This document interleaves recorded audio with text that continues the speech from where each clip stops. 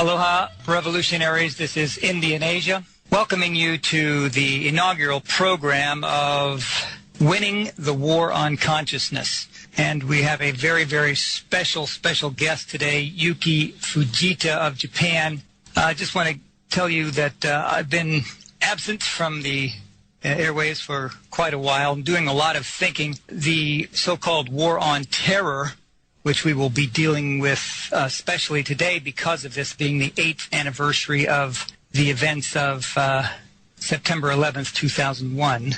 The war on wealth, which is being driven by the Fed, which we hope to end, and the war on drugs. All three of these heads of this three-headed monster war on consciousness have been forced down the throats of the American people and the world by subterfuge and lies. And our purpose is to end those lies. And in the world today, one of the leading men who is digging for truth is Yukihisa Fujita. Yukihisa Fujita. You have probably seen his YouTube standing up in the halls of Congress in Japan, standing up in the Diet of Japan, and telling the government of Japan that they shouldn't support the war on terror, that there's too many questions out there about 9/11, and that there needs to be an investigation by the government of Japan into 9/11. So now I welcome to the program Counselor Yukihisa Fujita. Yuki, aloha. Aloha. Good morning. It's really, really a pleasure to talk with you again. And it was 20 months ago that we talked on the air for the last time. Yes. Has it ever occurred to you that you may be more famous and more popular in the United States than you are in Japan?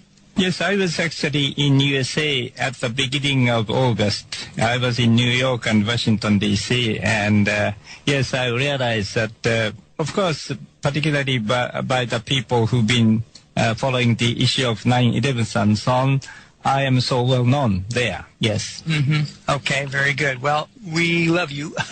Thank you so much.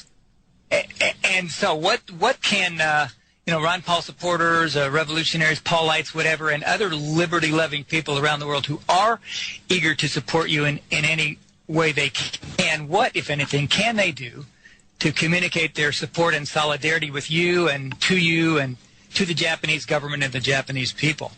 I think one of the things that would help me and others in the truth movement is that we started a group of politicians called Political Leaders for 9/11 Truth.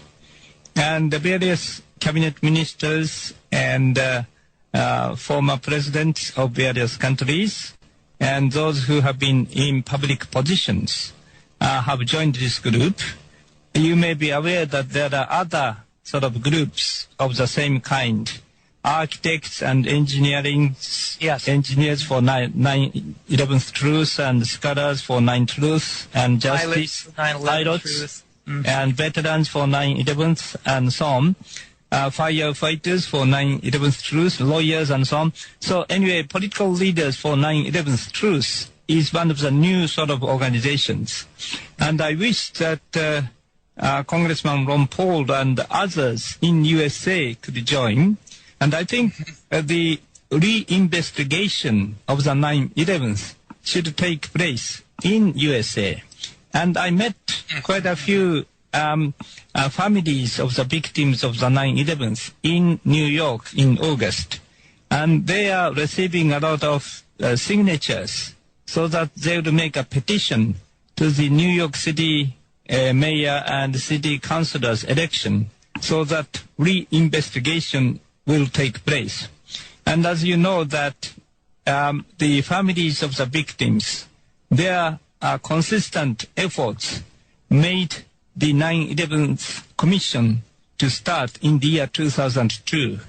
Mm-hmm. And I think these are the two particular things that Ron Paul supporters can help the most. Mm-hmm. Well, we would love, of course, Americans would love to see a reinvestigation based in the United States, an honest, unbiased, and scientific search for the truth and a look at all of the evidence that has been uncovered in the last 8 years. But if that isn't forthcoming, will you continue to call for such an investigation by the Japanese government?